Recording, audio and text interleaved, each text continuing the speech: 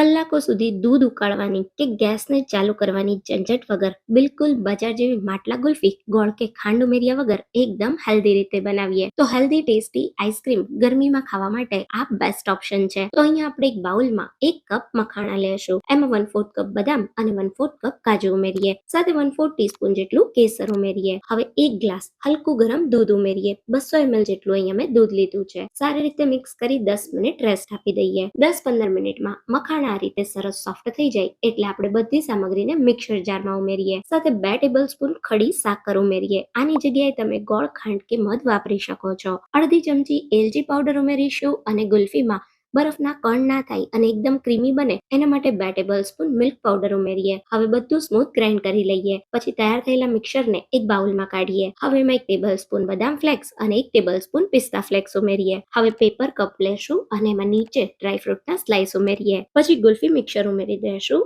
અને ઉપરની સાઈડ બિલકુલ બરફ ના થાય એના માટે સિલ્વર ફોઇલથી કવર કરી રબર બેન્ડ લગાવી દઈએ. હવે આ રીતે આપણે હોલ કરી અને સ્ટીક આ સમયે જ રાખી દઈશું અને પછી ગુલ્ફીને 2 કલાક ફ્રીઝરમાં સેટ થવા દેશું. 2 કલાક પછી ઠંડી ગુલ્ફી તૈયાર થઈ ગઈ છે. તો આ રીતે સ્ટીક પકડી હલકી ગુલ્ફીને રોટેટ કરશો એટલે ગ્લાસથી અલગ થઈ જશે. પછી આ રીતે આપણે એને કટ કરી દઈશું અને તરત જ સર્વ કરો. બધાને બહુ જ ભાવશે.